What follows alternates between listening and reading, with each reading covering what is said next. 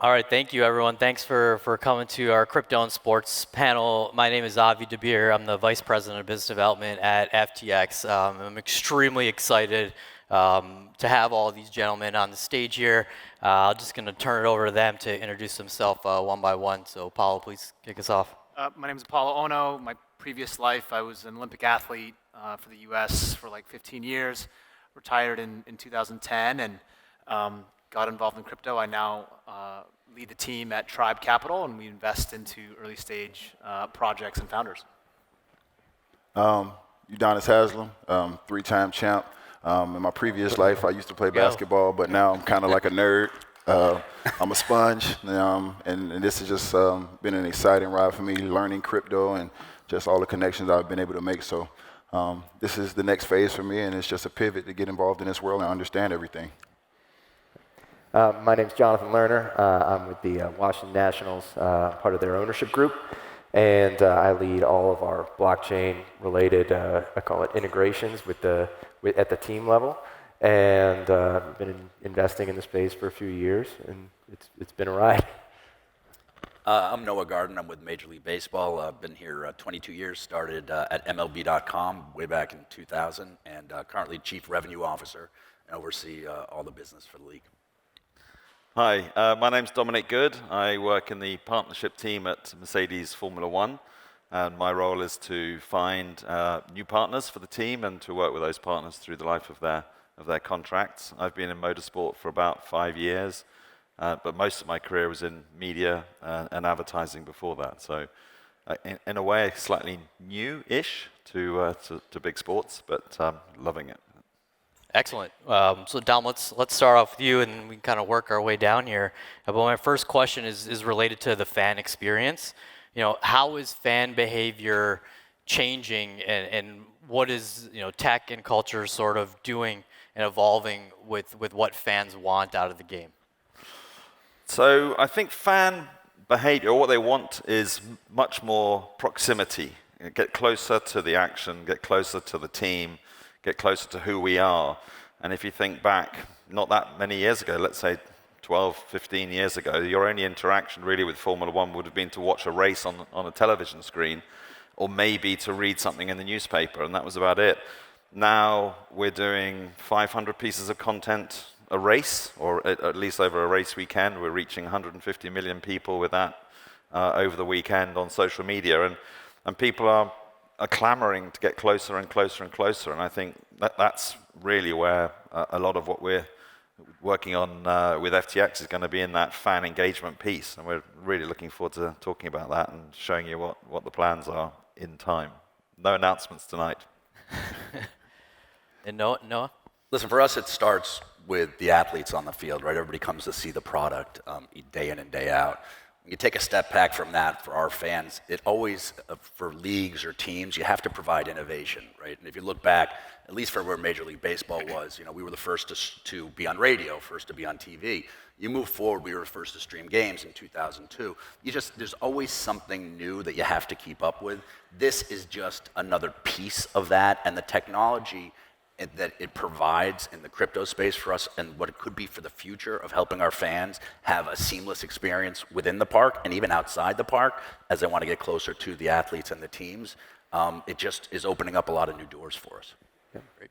And I'll piggyback off of what Noah said, that for us, any of crypto deals that we've done, the Washington Nationals have done, essentially the question we ask ourselves, how does this improve the fan experience? And where we're really beginning at is this something that our fan base can use? And so for us, our deals have an element of kind of practical application, and focusing on payments is something that's incredibly important to us. And that obviously that affects the fan experience in the park. Udonis and Apolo, you guys are athletes, right? So really interested to hear your perspective on what fans want from the athlete perspective with technology and culture in the evolving space. I'm sure you'll agree with me. I think the fans want to be as close to being a part of the team without coming to practice and doing the work, right? I think they want to feel like they're a part of it. I think they want to kind of not be on the team, but build a relationship. with the team, with the player. If you take, for instance, what the Nets are doing with the Netaverse, even though their playoff is over, but it was a great idea. If you take what the Nets were doing, and it gives the fans an experience to feel like they're at the game, sitting courtside. Those are the kind of experiences that they're looking for. Access to the locker room, something that just makes them feel a part of it, like they have a relationship either with that specific player or with that team. You know what I'm saying? Because there's so much on the outside looking in the stands, so they really want that access, that exclusivity to that player or to that team. I think that's what really gets the fans, more excited than anything.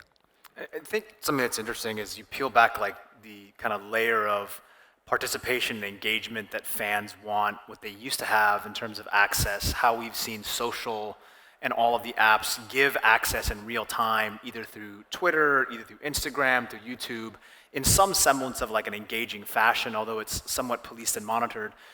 Now they're having an even deeper level of like contextual ownership, right? So you can categorize ownership in many different layers, but having ownership over that particular moment, experiential, you were there, you owned a piece of that, whether it's in some semblance of an NFT, which unlocks greater levels of engagement.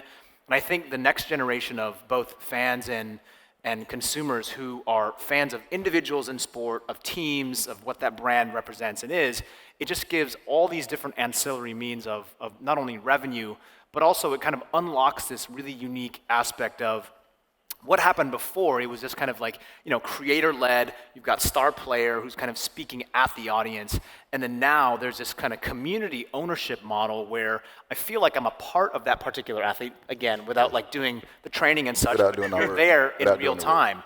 And so, whatever that type of unlocking tends to be in utility from the rails and what crypto can really help, I guess, embrace and also power, that's what's really cool about this experiment. And so we're seeing that with top tier brands and how they communicate through those athletes that have engaging audience. And I think the pendulum has swung so far on the one side where when you have a massive audience to utilize and communicate with, people want to have very deep connection and relationship, both on field and off field. And if there's a financialized model that allows them to appreciate that in some capacity, either in a form of an NFT or whatever that is, that's when the conversation, in my opinion, gets really, really exciting. Interesting, very interesting. So one thing I want to touch on here is a little bit about crypto as a sponsorship category in sports. Many of you on this panel have done crypto partnerships specifically related to sports, and this has really just come onto the scene in 1 year. The FTX Arena deal was done, I think, March of last year. What was it like internally when you start hearing and seeing all these crypto deals being done like across sports, teams, all over the place? Like, what was that conversation like internally? Let me go first? Yeah, please. So I was in the NBA bubble. So I was like, what, can I cuss? I could say, what the fuck is this? So literally, I'm in the NBA bubble, and it's like 4 months, and I have this idle time. And they say idle time is the devil's playground. So I said, let me turn it around. Let me learn something. So I always wanted to figure out stocks. And then I'm literally watching CNBC every day. I'm literally getting my daily vitamins. And then crypto. And I'm like, what the fuck? I'm literally just learning stocks. And here comes crypto. So luckily at that time, we had Andre Iguodala on our team, who's, a guy with San Francisco, who's, very smart. Yeah, very smart guy. I was in Dre's pocket. Yeah. Dre, come here. So this is now, mind you, I very rarely give credit to somebody who's not a Heat guy. Right. But Andre Iguodala is a very smart fucking guy.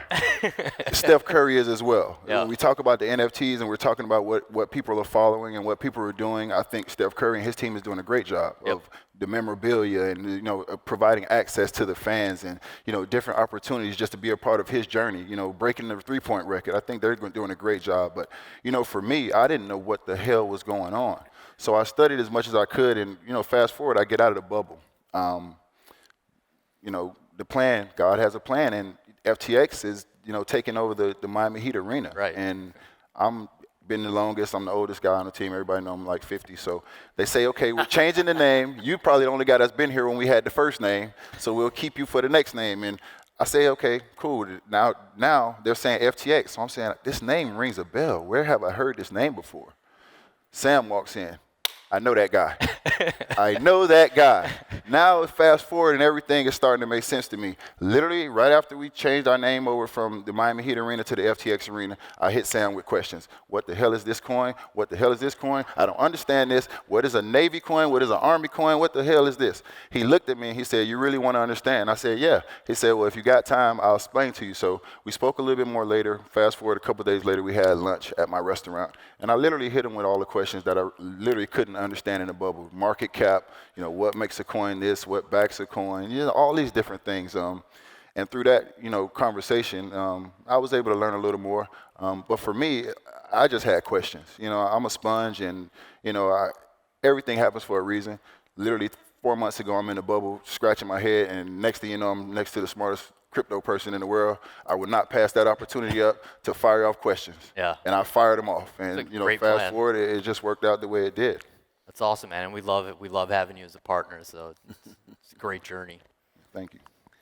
Listen, from our perspective, I don't like you use the word sponsorship, but it's an exciting time, right? Anytime there's a new emerging platform or business out there, money flows. And so on the one hand, there's a tremendous amount of money flowing into this space. I mean, you see us all here. Everybody's having fun. It's on CNBC today. At the other end of the spectrum, though, you got to be careful. Like, we have an obligation to our fans, our teams, and all our partners to make sure that if we're going to introduce a brand or a partner in this space to our fans and our players and our athletes, they have to be one that stands for sort of the same thing you do. And so when this started happening, we all, we met with a number of different potential partners. And at the end of the day, where we ended up with FTX is we found a partner that we felt stood for the same things we do: integrity, safety. And then you take a look at the fans, and what can a partnership like this provide your fans? Well, one is an introduction, right? Just like you said, like, it's kind of like that what the fuck moment. People didn't know at that time a lot about crypto, and they want to learn. So you start introducing it to them. On the other hand, again, when you look at the experience in the park, like, there's payments we want to take with them. Is this partner going to allow us to move forward and help us with the technology chops that they have to achieve that result? And they do, and we are. And so that's going to be the next generation of that partnership. And then, listen, we haven't really even talked about the other the other fan side, which is collecting and NFTs and how that's emerging. But again, another one where you sort of have to walk before you run. It's easy to go out and sell something, but when you're putting your fans in that position to spend money, you don't want them to buy something and then the next day that thing be worthless and have a bad taste in their mouth. So you have to be kind of methodical with your approach on these partnerships. Anyone else? Yeah, I think it's interesting, like, when all of us saw all these kind of, stadium renaming rights, massive sponsorships with huge amounts of dollars. It was like both scary and super exciting at the same time. So, the crypto space, in essence, we're always looking for what is going to be the next adoption curve and ratio to bring more participants to not only accept, but also utilizing, building, et cetera, in the space. And something that, all of us saw in real time was this idea of going from the top down. Right? So a lot of crypto is very technologically difficult to understand, right? When you're talking about, layered zeros, L1s, L2s, swaps, stacks, everything is very, very, it's a very high kind of redefining of a financial model. And instead of going that route, they said, hey, how do we go from a penetration perspective, use culture in this country and around the world as a way to say people, they love the NBA, they love the NFL, they love the MLB, they love, people love F1, and then using that as a catalyst to say, we are going to open up this conversation from a cultural perspective. And so we've seen that mechanism through the way that, celebrities and sports stars market specific brands. To make it to your point, I mean, you guys are probably looking for long-term capital partners, but long-term brand partners. And so I think it's taken a long time to amass the type of both capital on some of these centralized exchanges and others to be able to have even access to begin and come to the table in a way that says that they are serious for like a 10 or 20 year period. And then the beautiful thing is that cultural shift and change happens really fast because, athlete X says, I now am a part of this program and understanding. Team Y says this, stadium is now recognized. I mean, these are cultural phenomenal shifts that are so critically important in terms of how our next language of communication is going to be. And so when I saw, what was happening with FTX and other partners in this space, it just like, it kind of blew me away because I was like, wow, this feels like now the real push is coming in an arena that I didn't even think was going to happen. Yeah, the sponsorship, to your point, is that paradigm shift. So kind of talked about capital formation and partnerships, talked about kind of it took a certain amount of time for some of these centralized exchanges to basically get big enough to plant a flag. One thing that we did it for the Nationals, we actually did the first decentralized deal. So we did the first sponsorship deal with a DAO. And so it's also, and I don't think it's going to be the last deal with a DAO. But that required an incredible. A good band name, Deal with the DAO. What? Sorry. Deal with the DAO is a good band. Oh yeah. Well, yeah. No, let's talk after. Jonathan, for people who don't know, you should tell them exactly what happened. This is pretty phenomenal. Yes, sure. So we actually did a entitlement deal for the club that we have behind home plate with Terra, and it was pretty interesting because for the deal to be ratified, we actually put forward a governance proposal. And it had to be ratified by the community.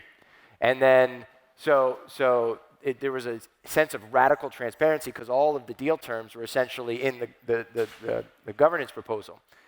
Then you have to figure out, okay, well, who are we contracting with, right? Like a DAO is just kind of a thing in space. There's what is the in real life interface? And so some really great kind of brainstorming. The Terra, who we did the deal with, was decentralizing their IP. So, thank you. So they are the token holders. So we did our deal with the Terra Community Trust.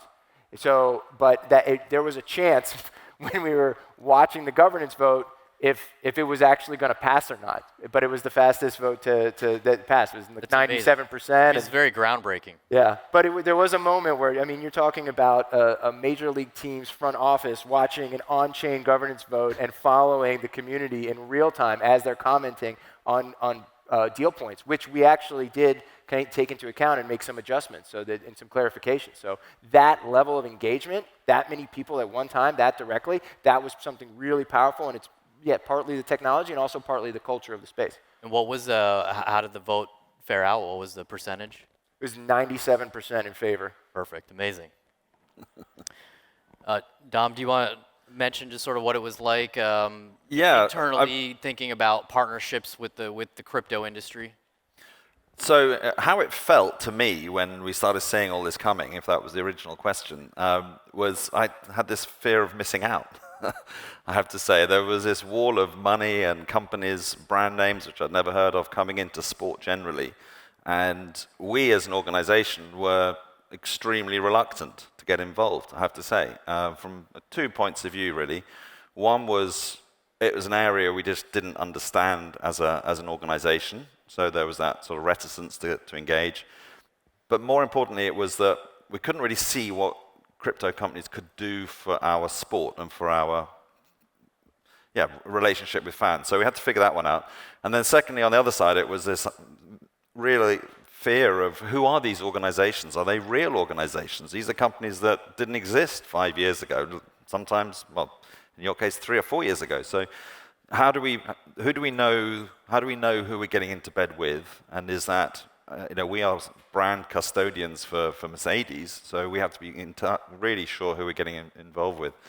So there was a long process where we sat behind, watching, seeing what was happening. And some of those earlier deals, I think, were a little bit, if I can say, a little bit phony. I mean, getting fans to vote on things. I mean, how is that going to work for a Formula One team? I mean, we don't have a stadium, so we don't have the ability for a fan to say, well, I want to vote on the music that's going to be played, for example. I saw that was one of the benefits that came with NFTs. So it was only when we really dug into the partners, and I actually met you guys at FTX, and it was your first deal, I think, with the Miami Heat that really changed the landscape, because there was a deal that had to be done with a public procurement process that was very fully transparent, and we could really understand who you were and as a company, and give us great trust.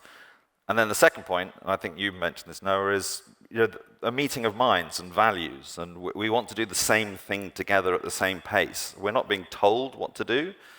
We don't know what to do. None of us really do. So we wanted a partner that we could work with, who could educate us, who could experiment with us, and could do things at our pace, and to provide things which felt authentic to the fan base. And we're delighted, and I think we're going to have some amazing things which you're going to see from next weekend onwards. Yeah, I can't wait for the Miami Grand Prix. Definitely keep your eye out for what we're going to launch there with the Mercedes team. I'm going to move on a little bit towards the investing side of things. Apolo, would love to hear from you on this. Specifically, what kind of deals are you seeing like in crypto, and are any of them related to sports, and maybe even not just sports, but like fan engagement as well? I would love to hear your thoughts on that. We've seen deals range from hardcore cricket fans in India creating kind of fantasy leagues associated with like real-time attribute accumulation depending on how much you're staking and participating in a particular protocol or network. We've seen existing soccer owners in real time try to decentralize a component of their ownership and fractionalize that ownership through a potential DAO. Some of those things are happening kind of in real time. We've seen conversations around old legacy brands that maybe have not performed as well in the US that are maybe have the rights to media or extreme sports or extreme games or X games, whatever that might be, and then conversations around what does that acquisition actually look like, both thematically from a legal and regulatory compliant perspective, and then who's going to run that DAO, because as we know, like DAO governance and proposals typically they start like this in the first couple proposals, and then they really kind of trail off towards the end. And so is there a better mechanism in which we can interact with these things? But I've seen everything. I mean, obviously, I think sports betting in general, both in centralized and decentralized, is a very, very hot, and the revenue model there is pretty clear. Are there going to be crypto rails in a way that give more ownership over maybe owning a piece of the house or whatever that looks like? To me, I think I get most excited, and we haven't made a lot of sports-related investments, and we're still kind of trying to understand what this looks like over the next 24 months, but we're seeing more. And the community-owned entity that has ownership over a particular brand or sports arena or team or idea is really fascinating. So, esports is a category that you can't miss. Obviously, kind of legacy brands that are here is something that's really fascinating. And then mirroring the idea of, can you have these moments where people are actually peer-to-peer lending, borrowing these assets, or betting in some capacity? Can it be done in a regulated, compliant fashion? And can you do it in a global 365, 24/7 arena, which crypto is kind of designed for? And I think that's where some of the friction is, because some of these old systems they're quite cumbersome and the friction's very high. Yep. And if we can break through, I think you'll see revenue streams that are unprecedented across the space. And hopefully we can find a few of those and support those partners. Yeah, the opportunity is certainly massive, and it's going to take some time and a lot of effort to get there, but that's the exciting part of it, the journey. Jonathan, from an ownership perspective, have you guys invested in crypto projects, crypto businesses? Well, I'll say that we have a family office, and we've invested. So I would say that the education in the space has been ongoing, and we've been in it for a little while. The investments from I guess in crypto projects beyond that are actually I gotta kick it to Noah, because there's some really fun equity plays that MLB has taken, and really they want ownership in the space, and it follows a track record of things that MLB has done over time. No, would love to hear more about that. It takes me back to the early days of MLB.com. We had a lot of emerging technology. We started streaming games, and there was lots of new players in the industry. And so what we found is when we found a technology that we believed in and we thought was going to benefit what we were trying to deliver to the fans, we actually did take stakes in those companies. It worked out really well for us. One, it creates alignment. Two, it gives us an opportunity to work with them to help create something that works for both of us and, again, ultimately the fans. So fast forward to where we are today. We've started to dip our toe in the water. So we have a relationship with Candy on the collectible sides. We're doing NFTs there.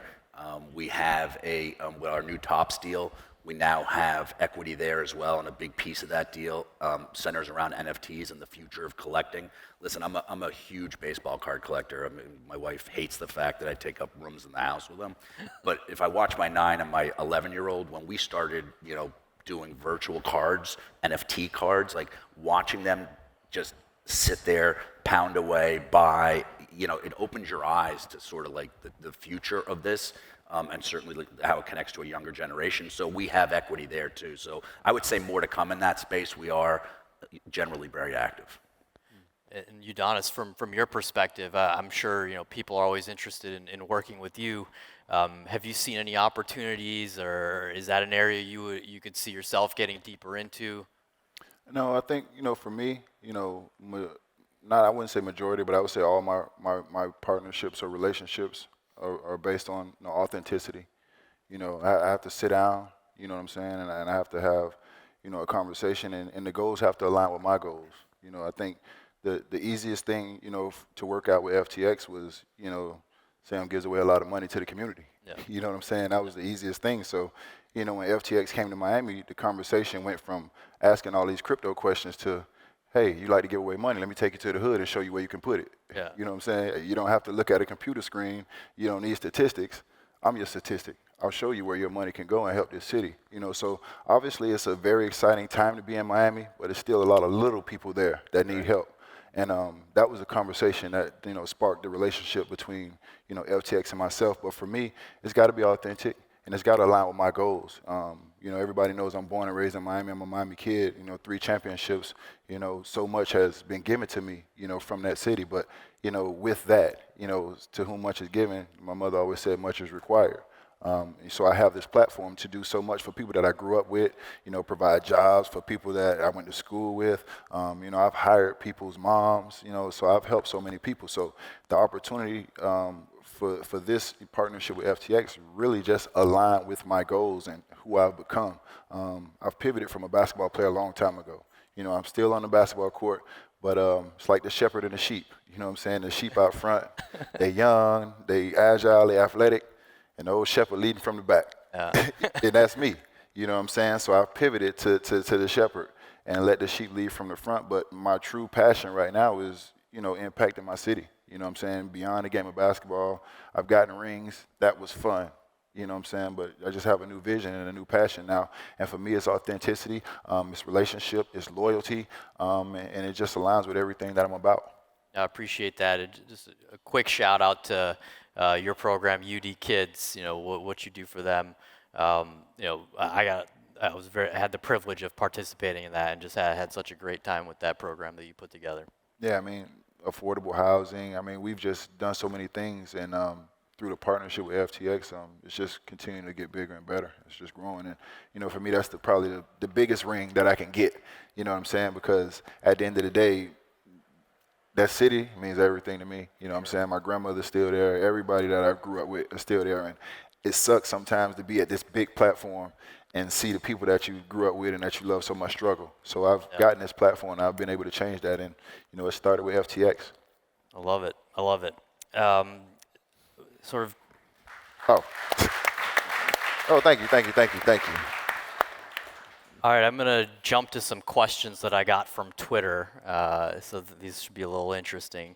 The first one, kind of for everyone here, we touched a little bit about DAOs, but when do you guys think we might be able to see a team or a league, being owned by a DAO?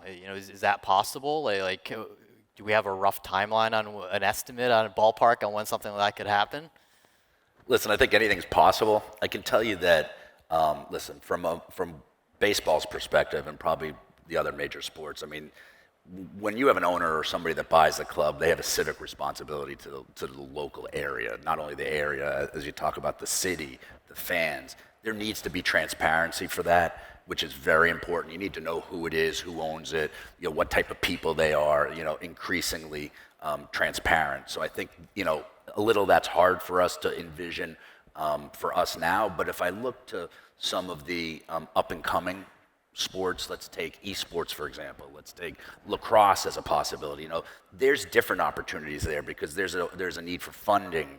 There's a different structure. And I do think that you know, if you're going to see something, you'll start to see it in that space first. But listen, people have come to us and said, "Hey, I own 5% of a club. You know, can I sell it to a DAO?" Today, no. But again, anything's possible in the future. Great.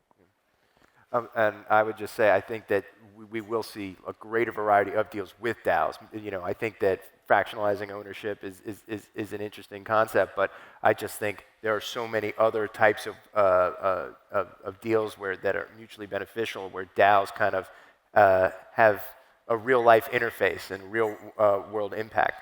And I think that, you know, that sports will actually help facilitate that. Excellent.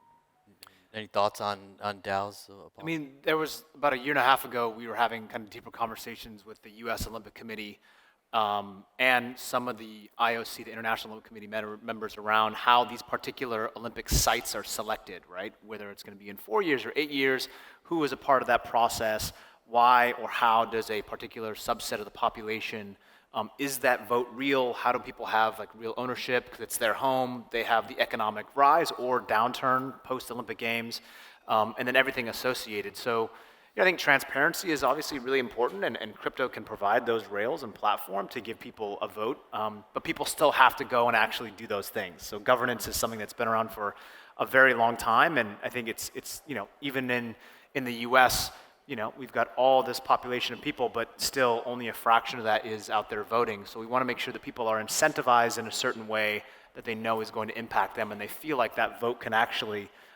change the way that they live to lead a better, more fulfilled and happy life. So, Agreed. So this next question here, also from Twitter, for UD and Apolo. You know, what's harder, winning a gold medal or a championship, or finding the next, you know, 10x startup token, NFT, or whatever? For me, the next token for sure. And it ain't gonna cost you an arm and a leg either. You listen, the championship, you work hard and you really you put everything into it. But I think, you know, with this, obviously, this is just a different, you know, this is not our playground, and you really have to surround yourself with people that are educated in this area, and you have to be a sponge, and you have to learn, and you can't be afraid to ask questions. And for me, once again, you can't just jump at everything. You know, I have a few NFTs that I purchased, and, you know, I had asked a lot of questions about, you know, what do I do and how do I purchase this one? And, you know, sometimes it's beauty and simplicity, and I just started off with buying things that I liked. You know, forget about trying to spend a bunch of money to gain a bunch of money. Just start with what you like. So I got a Frenchie named Marlin. I named Marlin after the Florida Marlins, no disrespect, after the Florida Marlins mascot, but I'm still a fan of baseball. But after the Florida Marlins mascot, I got a Frenchie named Marlin, and we speak the same language. Nobody bothers me. He sits there, and he don't bother me, and I don't bother him, and I love him to death.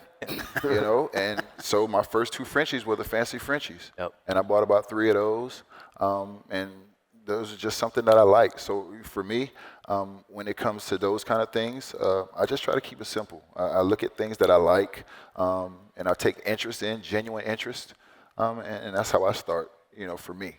You know, I'm not great at that part of it yet, but I'm getting there. Is there anything that you take away from, like, you know, preparing, training, and being great as a basketball player into this new field? Teamwork. Teamwork. You got to have a good team around you. I think that's very critical. I think everything that I've been able to do from now is because I've had good people around me. At the end of the day, I'm a basketball player. Anything outside of that, I got to learn it. Somebody's got to teach it. Somebody's got to be patient with me. Somebody's got to take the time. So you definitely have a good team around you. So besides me doing some research on my own, I'm very comfortable leaning on my team and having them do some research as well. And when you talk about, you know, these different groups of people that's coming up, you know, who have they worked with in the past before you? You don't want to be the first one. You might want to see if they work with somebody else before you get your ass out there and put your name on it. You know what I'm saying? So who have they worked with before you? What are the history of these companies, you know, look like? You know, so things like that are very important. Those are things that I lean on people around me that are way more smarter than me, but they're very patient with me. It's great. And Apolo, like, you know, what's harder, you know, being? I mean, they're very different, right? I mean, I spent 15 years of my life. That's Twitter for you, man. I didn't ask this question. Very different. But look, I mean, crypto it's incredible, right? It's engaging, it's loud, it's noisy, it's buzzy. But I think generally speaking, people want to help each other and they want to educate the community. And whether you're someone who is a notable figure publicly and you want to get in the space, you can now engage in that discourse in real time. And people are more than willing to pick up the phone, have a Zoom call, and communicate to help that education train coming. So this is unprecedented what's happened in the past.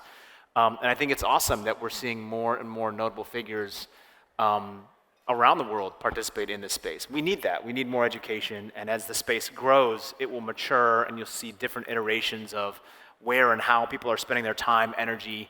I loved what you said around, we've got all these great kind of success stories in our space and in our vertical.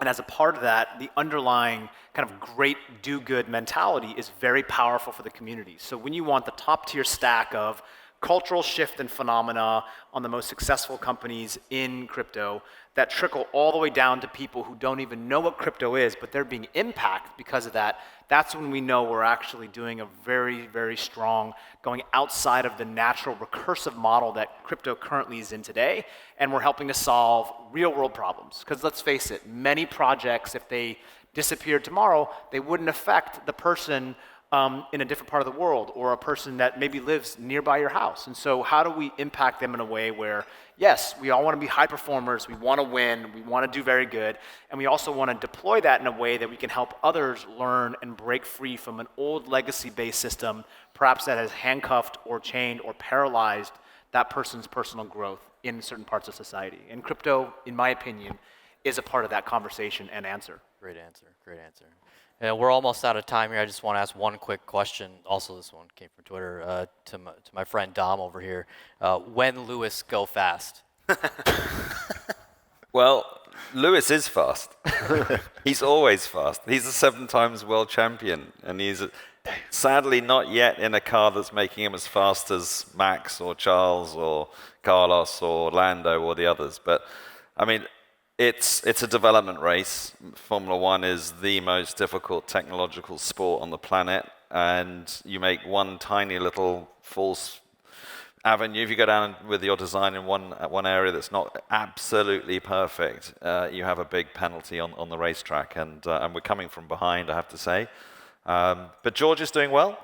He's in the top 5 every race so far, and that's great for thank you. And yeah, we'll don't lose the faith. Yeah. We'll be back. Well, excellent. Thank you. Thank all 5 of you for being here today. Really appreciate your time and insights. And thanks everyone for joining us. It means a lot to me. I'm sure the panel as well. So thanks again.